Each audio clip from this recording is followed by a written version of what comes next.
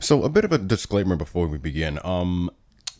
There are going to be noises in the background, and that is because my father is working on the upstairs for his man cave. So I apologize for the inconvenient sounds in the background.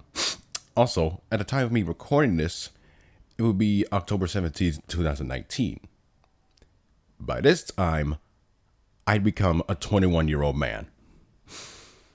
Man, doesn't life grow so fast, but too fast for me to keep up.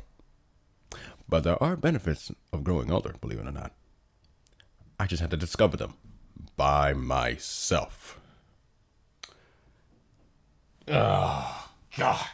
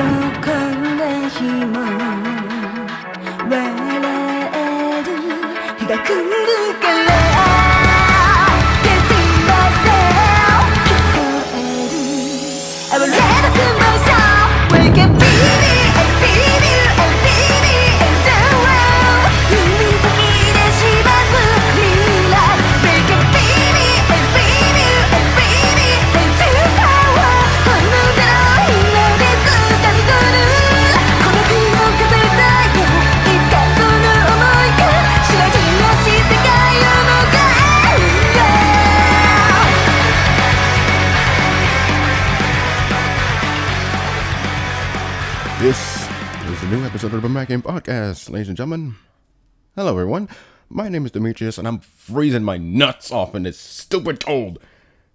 And apparently, I do got a cold from that stupid cold. That's too many colds in that paragraph. So, just like any other studio in the whole fucking world, just like Hollywood, a sequel to the original is always inevitable. Like, you cannot dodge the fact that, an original made so much money, so, let's just hope the sequel makes more money. And rare of a times is that the case. And this is not one of those rare times. Though, surprisingly, the budget for this film increased.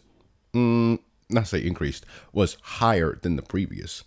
It had a higher production value, but sadly did not do so well in the box office. Let's find out why. This is my review of the great monster duel, Gamera versus Barugon.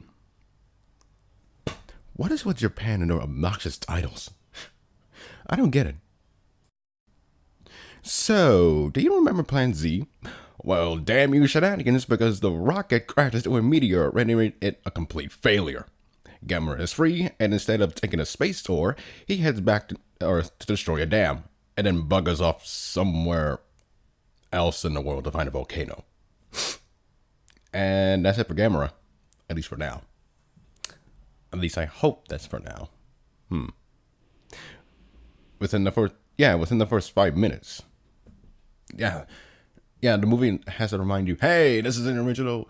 No, this is the sequel to the original that you saw, just in case. Now that that's taken care of, 2 months later in Osaka, Keisuke Hirata, Onodera, and Kawajiri, there we go, played by Hongo Fujiyama and Hayakawa respectively, travel to an island where an opal may have been hidden in a cave during the war.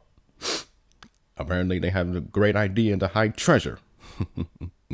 Greedy bastards.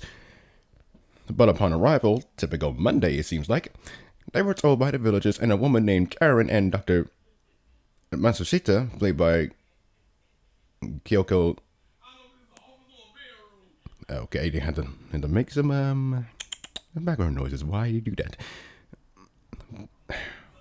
Alright, where was that? Oh, yeah.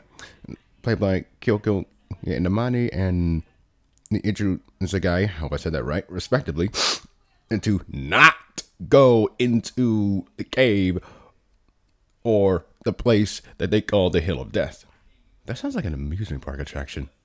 Come on, come all, come to the amusement park and endure the Hill of Death. Two tickets each. But the three men are stubborn, so they went anyway. They arrive at the cave, found the opal and the scorpion. Oh wait, that's bad for the guy who had a family. Who has a family. Whoops. One cowardly death later, Onodera turns heel and cheeses it with the opal, blowing up the cave, leaving Hirata to die in the process. I believe it's one of those 7 deadly sins. What's it called? Oh yeah, greed. But Hirata did not die, thankfully. But he is informed that the opal isn't an opal. So it's like a Pokeball then. In that aspect, somehow, yes, it is. Being exposed to a infrared light, a baby lizard crawls out of the opal, or in this case, an egg, and literally has a growth spurt. And literally grew to monster size. Seriously, that thing grew way too big in a short span of time. Must have been a nasty growth spurt. You motorcycle. This is why I didn't want to record on these such occasions, because noises like that gets on my nerves. Especially a lawnmower. Oh my god, they drive me insane. Anyway, focus me. What are you doing? Focus. So this new monster, who literally looks like a cross between a dog and a rhino, goes on a rampage. Meanwhile, Onodera spills the beans about the two men and proceeds to beat up the crippled brother and his wife. Hashtag gender equality. Meanwhile, the new monster proceeds to turn Osaka into a frozen wasteland. Oh my god, no wonder it's fucking cold.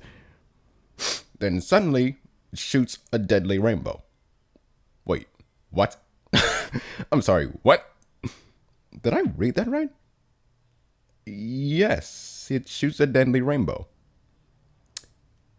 This is what happens when it eats too much Skittles.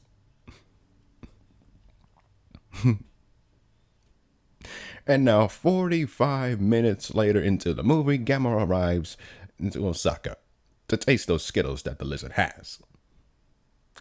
Upset that he couldn't have some, like a stubborn child, he fights the monster, now named Barugon, not to be confused with Barugon. Though, imagine that lawsuit. Woo, boy. Who then proceeds to freeze him. Not without Gamera punching Barugon in the face. That'll leave a mark. Nice. Hirata and Karen arrive in Japan, find Onodera and beats him senselessly. Although he's not nearly punished as others, but I'll take it. Now, get this. It is discovered that Barugon's weakness is water. Poseidon, you busy? He is? Crap. Alright, so what's plan A? Plan A is to lure him into Lake Biwa with a diamond. It seems to work at first, but suddenly it doesn't anymore. Huh? It turns out that the rays that Barugon was exposed to had enlarged him so much that he couldn't be lured by the diamond. What's that 3-word phrase that I like to say? Oh, yeah. Damn you shenanigans. So they drop artificial rain on the beast so it won't inflict any more damage. Yeah, that's nice. So the army finally managed to lure Barugon using a light with the diamond inside of it. But Onodera's greed gets the best of him as he captures the diamond and then proceeds to get eaten. I was thinking about making a joke here, but I'm not going to do it. So, plan B in the dumps. Literally. What's next? the military decides to create a giant mirror. I'm not kidding. A giant mirror to reflect Barugon's rainbow. And it works. Inflicting damage on it, but not killing it. Come on, guys. Come on. What's the real answer here? Oh, I know. The real answer is another monster. Speaking of that other monster, Gamera thaws out from the ice and continues to thaw out the rest of Osaka from ice. Finds Barugon, fight it, and drag it down to the bottom of the lake, killing it completely. Taste the rainbow. And that's the movie. Final thoughts after the break.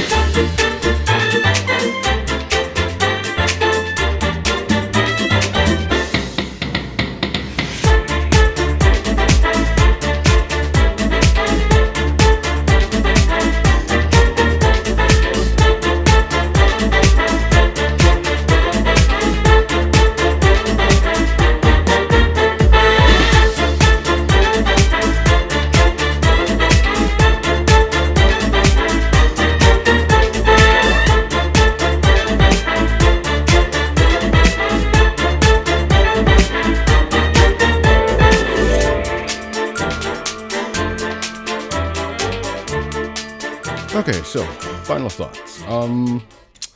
As a standalone movie, it's fine. But as a sequel to the original Gamera, it leaves a lot to be desired. The lack of the title character that isn't Barugon has something to do with it. While I said 2 episodes ago that the story was generic and unoriginal, the story here is actually interesting. The characters have a lot of complexity behind them, and I can dig that. The actors and actresses did a good job with the roles they were given. The big highlight in my eyes goes to Koji Fujiyama as Onodera. He made that character work. Although there's one particular scene before his death that really makes me scratch my head. The fact that he was able to retrieve the diamond without getting shot by armed military personnel. I mean, he shoots a military guy, but doesn't get shot back, killing him in the process. Like, what were you idiots doing? Standing there in the background? Where's the snipers at? Why do you not have your snipers in position just in case something stupid like that happens? Yeah, that's a minor gripe. Now, skipping forward a little bit to the special effects, they're good for the most part. Well, yeah, I said for the most part because, well, let's be honest, some of the effects... No. Most of the effects actually hold up. There's one particular scene that I did not like. And I wish I can point it out to you guys, but my memory is a little fickle at the moment. The monsters themselves look great. Barugon's design I already talked about. A combination of a dog and a rhino. Weird, yet original. And as for his powers, also weird, but yet original. Gamera's new design is fantastic. I love the menacing red eyes that it has and the look on his head. He just looks like he's going to kill someone. He literally looks like what you would imagine in your nightmares. Nightmare Gamera. I wonder if we actually see that. I'm sure I'll never get it. Now, the body-wise, it's the same from the last movie. No complaints. Music-wise is a major improvement. the biggest highlight for me is the one track where Barugon is being lured by the diamond.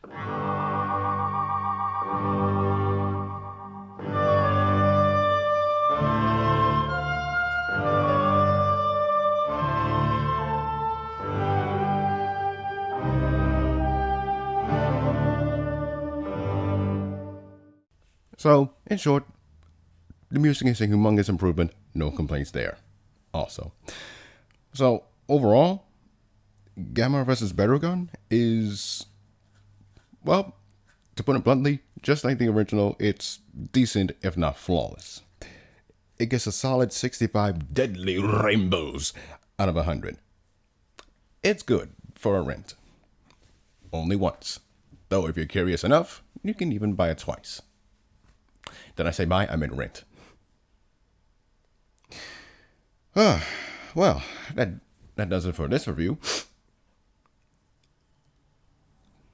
So what's next on the list? A tropical resort. Nice. So, next time I will finally get my stinking tail out of this frozen city and onto something more tropical when I review Ebida, Horror of the Deep.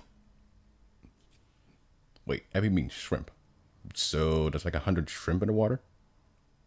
I'll wait and see. Anyways, thank you for watching, or listening in this case. Have yourselves a fantastic day. And until next time, ladies and gentlemen, you are dismissed. All right.